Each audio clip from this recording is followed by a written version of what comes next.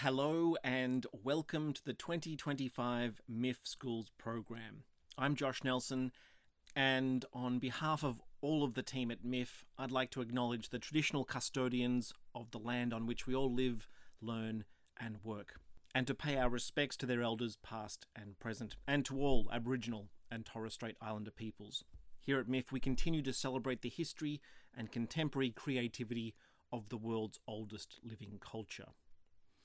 As those of you familiar with the MIFF Schools programs from previous years will no doubt already be aware, these presentations have been created as an educational resource for teachers and students, providing an overview of each film text, suggesting strategies for analysis and topics for classroom discussion, and tying together aspects from the films to the various assessment criteria found within the language courses offered under VCAR, and also to subjects such as English and EAL, literature, media studies, and the film study course for the International Baccalaureate.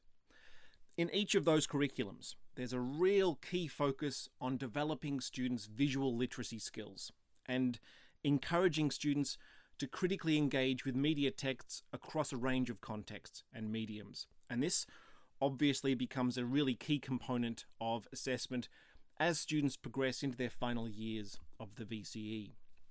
So for that reason, film analysis will be a key focus of these presentations, not as a replacement or as a substitute for the focus on language and cultural aspects, but rather as something that can sit side by side those key focus areas.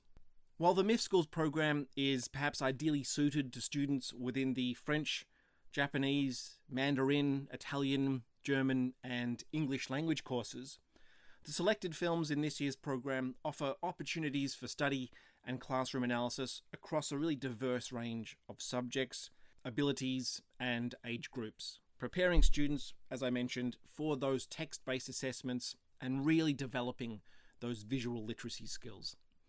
Now, I'm going to focus on the film techniques and terminologies that students would ideally have a familiarity with in just a moment. But before I do that, here a brief synopsis of the film might be useful. Now, I should mention, this will be a relatively spoiler-free presentation. I'm going to avoid, as much as possible, giving away any crucial plot details or revelations within the films themselves, while still providing you with an overview of the content of the film and suggesting some strategies and suggestions for analysis that should really help structure that post-screening and pre-screening classroom discussion and context. Happyend is a Japanese language film set in a near-future, subtly dystopian urban landscape where forms of surveillance technology are now being used to curb civil liberties and student rights. At the center of the film is a diverse group of teenagers, bound by their shared love of music, all nearing the end of high school and struggling to maintain their close ties as the outside world, a world of rising political tensions and constant warnings about an imminent mega earthquake, encroach upon the group, testing those bonds of friendship and their various plans for the future. For two members of the group in particular, Ko, born of Korean heritage, and his childhood friend Yuta, the dilemma is, when the world feels like it's ending, do you rise up and protest or opt out and have fun? Director Neo Sora, who previously documented his legendary father Ryuichi Sakamoto in Ryuichi Sakamoto Opus, film from 2023, takes a very different approach with his first narrative feature, which saw him receive the Young Cinema Award at the Asia Pacific Screen Awards. This film is one of my personal picks of the festival, and one of the year's best, if I may be so bold.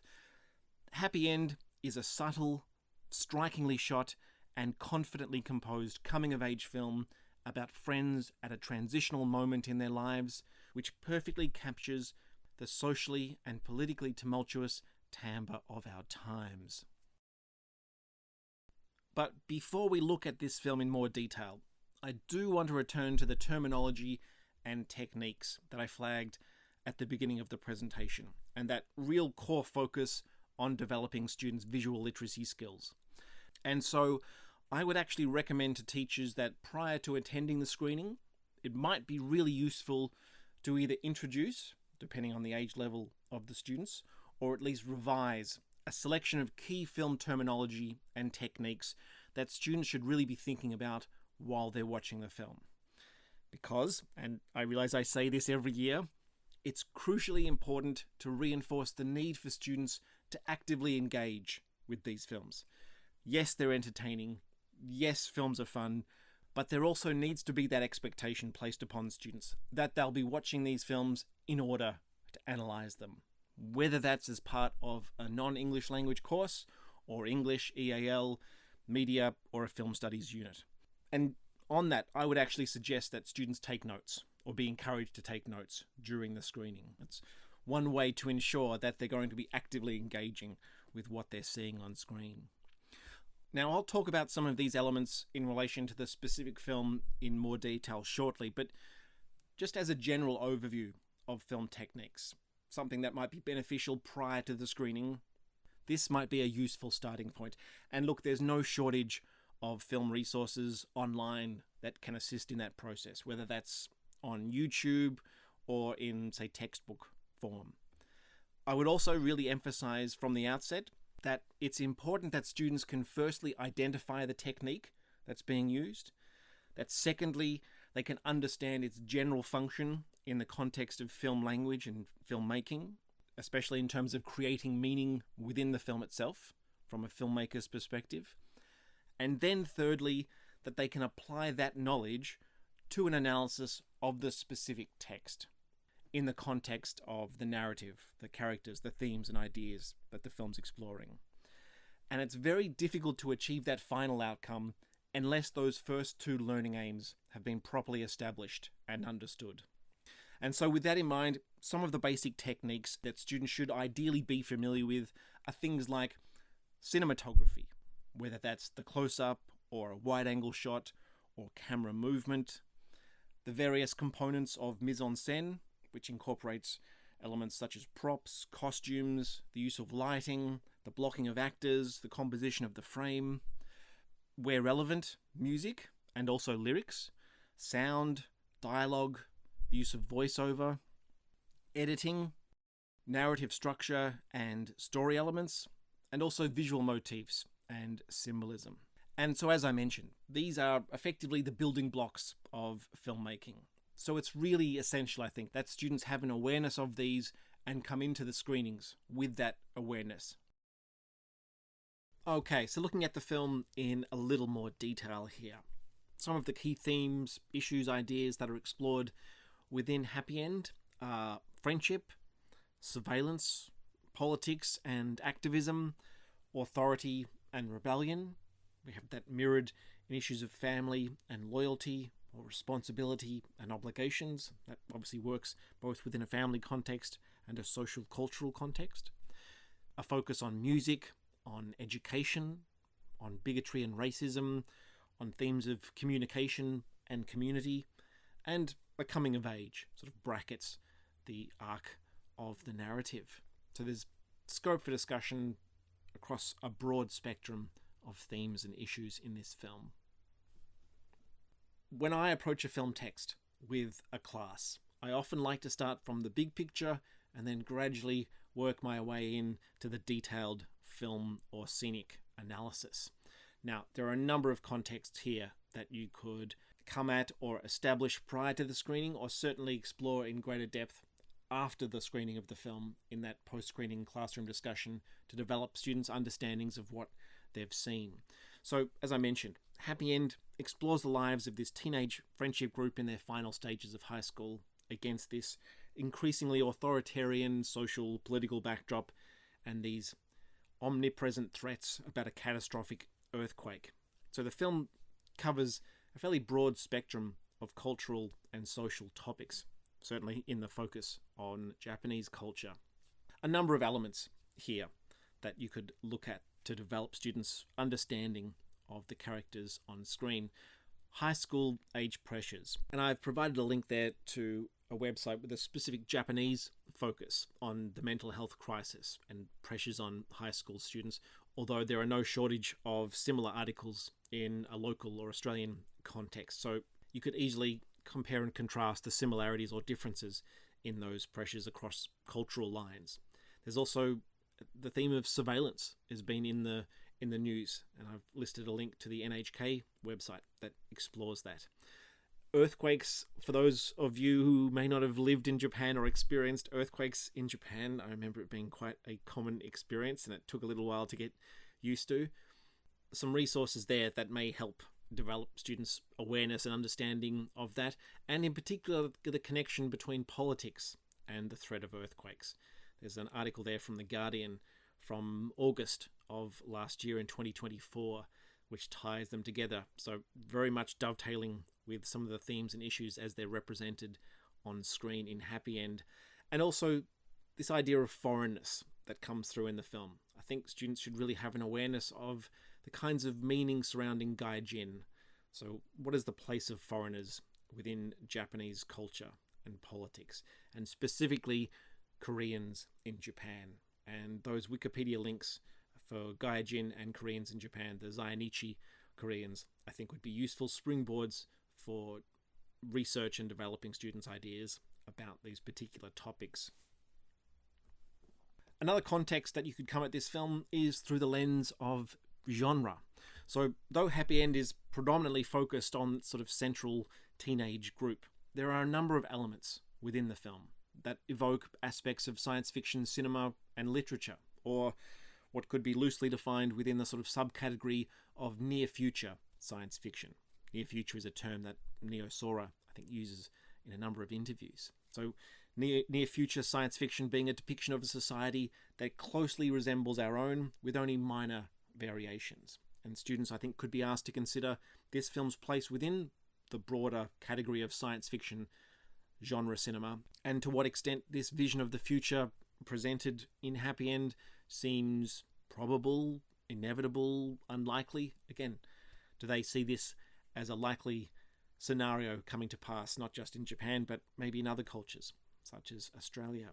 And we have in those images I've screenshotted on the right-hand side of frame, the kind of little nods we get to this being a slightly more advanced or futuristic society. So writing being projected into clouds, the police using an advanced form of facial recognition and scanning, and we see that again in shots of the surveillance. Very much the kind of, this could be now actually, or maybe it's just down the road, the near future. So some examples of near future science fiction: RoboCop, Her, Inception, Ex Machina, all films that are very close to our current or contemporary reality. And some resources there for further reading. There was a great article in The Conversation published, I think last year or certainly recently, which deals exactly with the topic of near future science fiction.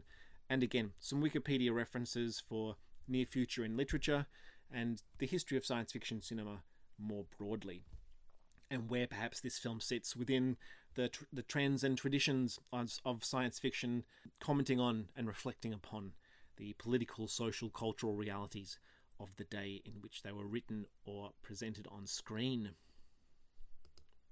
Another useful context here, moving even closer into the film, would be to look at the film through the lens of the director or other key creative figures involved with the production. Certainly for students who may not have a lot of grounding in the creative process and really developing their sense of the kind of lengths that filmmakers go to create meaning through the language of cinema and what their intentions may have been. There's a number of interviews with Neo Sora online. There are a number of videos and interviews on YouTube that you can also draw on. So there's no shortage of resources here to give students a greater or deeper understanding of the film. This is from an interview he gave with Tatler Asia, and this offers, I think, a really important window into understanding some of the elements within the film, in particular through the issue or theme of representation. And Sora says, "I was born and raised in the US. A lot of the details that you see about how friends are hanging out with each other came from my own experience and political awakening that took place in the US. In that sense, I have perhaps a Western lens on certain things that a Japanese person who has never left Japan doesn't necessarily have. But the other thing that I wanted to question with the film is, what even is Japaneseness? There are so many people today who might not look Japanese, who grew up in Japan and are definitely more Japanese than I am, for example. So this boundary between what is considered foreign and Japanese is very arbitrary, malleable, and can be used by whoever in whatever capacity that they want to use it in. I think that's an ideal prompt for deepening students' understandings of some of the themes and issues in the film. And I'll refer to some of these interviews as I go along through the presentation, and I would highly recommend drawing on those resources in that classroom discussion. So as I mentioned at the beginning, the importance of film techniques, film terminology, and students having an understanding of the language of cinema. And the three-step process: identifying the technique, having an awareness of its function, and being able to then apply that to the specific context in which it's being used by the filmmaker, in a scene, a sequence, across the narrative more broadly. So some examples here. The use of the close-up for the character of Ko. So emphasizing that intimacy, or that intimate relationship between the audience and the characters on screen. This key moment for this character who's watching a broadcast in which there are certain political ramifications that might impact him directly. So the director's using that close-up to foster that intimacy and draw us into his emotional state at that particular moment within the film. So ideally that's what you'd want students to be able to identify in terms of the context in which that technique is being used. By contrast, the wide-angle shot. Here we have early on within the film the two key friends, Ko and Yuta, on a rooftop, early morning, Tokyo. We get the kind of contrast between the intimacy of the two friends and the broader world in which they live. And that tension is one that will be in play throughout the film. So again, the wide-angle shot generally, and its general function, is to provide a kind of window onto the world, a bigger picture. But how the characters are presented within that, I think, is open to interpretation.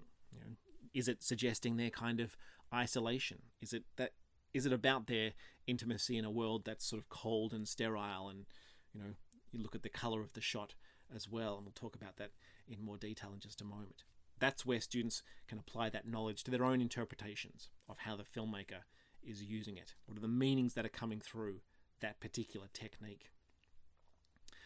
A high-angle shot where the camera looks down from above, its general function, certainly when it's used with characters, might be to diminish the particular character's status on screen, because now as an audience we're looking down at them. Well, this particular shot is almost like a point of view shot of the teenagers looking down at this particular character and his unfortunate incident with an automobile. So does it have those connotations? Is the use of the high angle shot emphasizing this character's disempowerment in this particular moment? By the same token, the use of a low angle shot, which often tends to exaggerate the power, the presence, the status of a character on screen. And here we have, early on within the film, the character of Yuta telling Ko that he loves him. It's a joyous moment. But again, the low angle shot tends to exaggerate the sort of his presence on screen in that moment. These techniques won't always have those implications though, and that's where that third part, being able to contextualize the use of the technique within the film, is really key. There's also, I think, students need to focus on composition more generally, but also editing. And here we have, later on within the film, a really wonderful sequence involving a key conversation between Ko and Yuta, where the friendship between them is beginning to fray a little. And we have this conversation shot in a wide angle. So again, what are the implications of that? But shot from two very different angles, almost at 90 degrees from one another, which side by side presents them as almost mirror images, but also suggesting that they're coming from at completely different angles to one another. It's a really smart use of the camera and editing in terms of representing this key moment within their friendship and where they're at a crossroads potentially. And again, that's reflected in the visual style, it's reflected in the visual language, in the type of composition, the color of the imagery, the color palette, and so on and so on. And these are all elements that we should be encouraging students to look at and draw on in their analysis of film texts. So mise-en-scène is obviously a really key term in film analysis. And it basically means or refers to everything that goes on within the frame. So incorporating within that visual design elements of lighting, of composition, of props, of blocking, the position of actors within the frame, the use of costumes, and so on and so on. How do all of those elements, that production design, convey meaning to the audience in the absence, say, of dialogue? What do we understand from the characters, their world, the themes of the film, just from the look of a scene, a sequence, a shot? And here's some key questions that I think it would be valuable for students to consider. So, for example, how does the mise-en-scène of certain locations change over the course of the narrative? For example, the Music Research Club, or the school more generally, or Ko's mother's restaurant. What are the possible meanings that are attributed to those changes that are represented visually that we see over the course of the film? How does Sora use certain color palettes or lighting designs or compositions to associate certain settings with the themes that they represent? So, for example, restaurants and the theme of community, or the music store or the nightclub and the value that's being placed in those locations on creative expression. Just in the two shots of the Music Research Club, you get the contrast between the lighting and the dark, but there's the sense of warmth between these two characters, and then later on the sort of sparseness of that and the composition of their isolation almost within the frame, and the use of that very cold blue grey type lighting. What does that change suggest about the music club itself, or the characters within that, and the relationships? Again, there's so much scope for analysis within this film, just at the level of visual and visual design. Music is another key element within Happyend, for both the characters within the film and in terms of the ways that the director Neo Sora employs music and sound throughout. And here the kinds of questions I would potentially put to students is, how is music used to develop character or to accentuate particular scenes or sequences? What types of music are heard within the film, and how do these differing styles reflect the thematic conflicts or the generational tensions or these issues related to self-expression? I would also add here that the film's soundtrack by Leah Ouyang Rusli is available online. It's on YouTube, it's on Spotify, and so on. And given that, I think excerpts from the soundtrack could be then played back in class for students to analyse. And as I've done elsewhere, I think you could return to interviews with the director, who elaborates on music here. As he says, "I love techno and electronic music. I also love film scores that are big and melodic and memorable. In Happyend, the score was designed to capture our emotional perspective, the perspective of storytellers remembering their high school. Sometimes it's tragic, sometimes it's melancholic, others romantic. When you are remembering a happy moment in your childhood, but you're aware that it would eventually end, that happy moment has to have a melancholic tinge to it, right? That emotion was what we tried to evoke through the music." An ideal prompt for classroom discussion. Get students' initial reactions, hit them with the evidence from what the director was trying to do. Did that sense come through? Do they now see how that worked in the context of certain scenes or sequences, or indeed the music that, as I mentioned, you could play back in class? So looking at the film in a little more detail through themes and motifs here. The motif of earthquakes is obviously prevalent throughout. Beyond the literal threat that they represent within Japanese culture and history, what symbolic meanings might they also have within this particular film? Is it possible to infer a constructive potential from this idea of the destructive act? In what ways are the earthquakes connected to the film's political or authoritarian themes, or the personal aspects of the narrative, such as the idea of the coming-of-age theme or the idea of new beginnings? And here we have these variations on the kind of symbolic meanings attributed to earthquakes for the different characters. This discussion about earthquakes that takes place in Ko's mother's restaurant at one point. And one person says, well, there's lots of construction that's going to follow after the earthquake, like trying to put a positive spin on it. And the counterpoint, nothing good will come of a real earthquake. And then there's the political dimension, which is often played through TVs and the figure of the Prime Minister. I'm not going to read out the Sora quote here, but he delves deep in terms of the sources of inspiration related to earthquakes in the film, and reference to Fukushima, to an historical earthquake in 1923, which has kind of key racial connotations, which are certainly mirrored within this film, and this idea of the metaphorical earthquake that he talks about as well, which puts the film very much in a kind of contemporary context. As he says, if another earthquake comes and we don't reflect on the root causes of the racism and xenophobia that we see in the form of colonial violence in Japan, what will happen? I would certainly encourage you to draw on those resources in that classroom analysis and discussion. The theme of friendship, obviously, is really very much at the centre of Happyend, and I think students could consider why perhaps the final year of high school is such a catalyst for these challenges to the group. What are some of the similarities or differences between the way the friends are represented on screen as opposed to the family or work relationships that are depicted within the film? Is Happyend optimistic or pessimistic about the potential for this group achieving lasting friendships born out of the high school setting? And again, Sora connects it back to his own experiences, recalling the starting point was always his experiences of high school and university.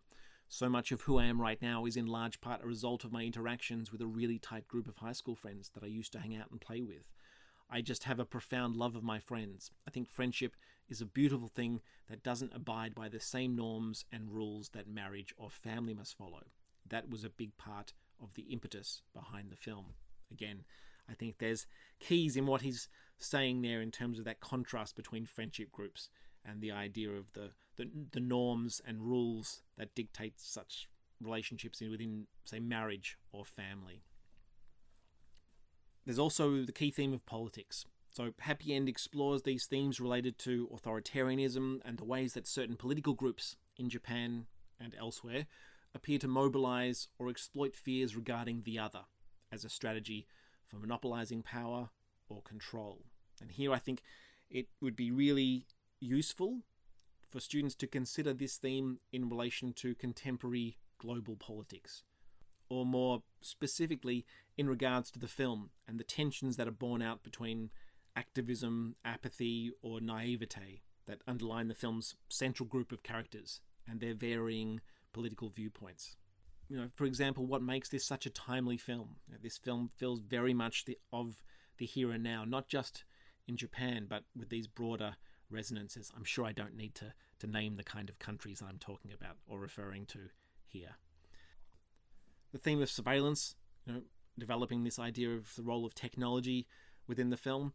How closely does the film's representation of surveillance technologies mirror, again, our own current day realities? In what ways does the film intervene within debates, very contemporary debates at that, over the need for privacy versus the role that technology plays, say, in matters of security? So, for example, terrorism prevention. Where do the viewpoints of various characters sit within these debates in the film? So, for example, we have contrasts between the principal and the students. And importantly, linking this back to the formal techniques in the language of cinema that's being used, as Sora elaborates. Mostly we thought about memory and where the camera would be in our recollections of those days. But then, once we turn to the machine eye of the surveillance cameras, the perspective just becomes this extremely cold shot, because that's just what was watching them. I also think that sometimes memory isn't accurate to your perspective. Sometimes you remember things from a completely different angle and you see yourself in your own memories. Those ideas also made their way into the shot's composition. Bang. Another ideal prompt for students to consider the ways in which the visual design of shots' compositions reflect these thematic concerns that Sora is elaborating on. The themes of communication and community, or miscommunication as well, are prevalent throughout. So what's the film saying about the importance of communication, whether that's between friends or between parents and children or between principals and students? What happens when those lines of communication become closed off? In what ways is the coming of age that occurs for many of the film's characters connected to this search for a community or a place or a sense of belonging. But again, thinking about the visual design, the kind of contrast, the use of compositions, the world closing in on Yuta and Ko in that left-hand image, these questions that are raised at one key point where one of the students says, I live in this country too, so I think this is relevant to me. Community, the outsider, the other. And the kind of shared sense of community that we get in Ko's mother's restaurant. But interestingly enough, Ko, framed center in the background, isn't part of this. You know, he's kind of shown in the light, but also this sense that maybe he doesn't quite belong, or he's struggling with that sense of belonging. Always return back to the visual language and what is shown on screen. There are also a number of social, cultural, historical, bureaucratic and other elements and references that are made within Happyend, which I think offer vast scope for broader classroom discussion regarding the film's representation of Japan, or would deepen, indeed, students' understanding of those cultural elements. So we have nods to Junkin, paper, rock, scissors, to questions of residency from a bureaucratic standpoint and just how difficult the whole process is, and references to the self-defense force. Students may not understand that, or that might be a context worth following up on. There's also the recurring motif or symbolism of the disco ball. If students don't know that disco is dead, there's a particular shot in here which I think connects us back to that idea quite strongly. But this idea of holding on to the music, keeping the flame alive. Disco never dies. But also cultural customs and traditions.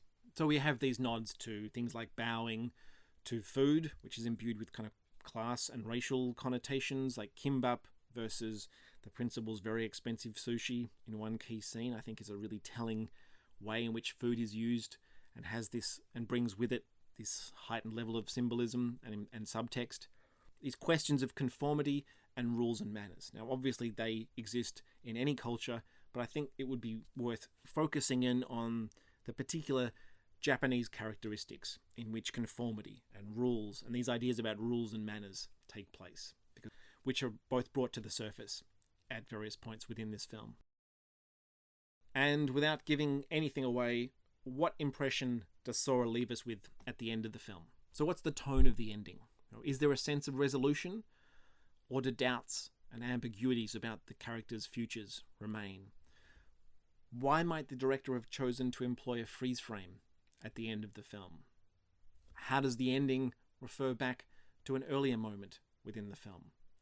What do the differences between these two scenes captured in these two images suggest? So the image on the left is one early on within the film.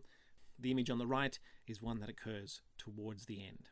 So again, that compare and contrast, thinking about mise-en-scène, thinking about composition, thinking about the blocking of the actors, thinking about the use of the freeze frame. So students should always be encouraged to consider a range of possibilities in their response to not just the ending, but the film more broadly. This is something that's really important to encourage students, to tell them that there is no such thing as one right or wrong way of interpreting a film. Ideally, so long as they can justify their response through evidence from the film itself.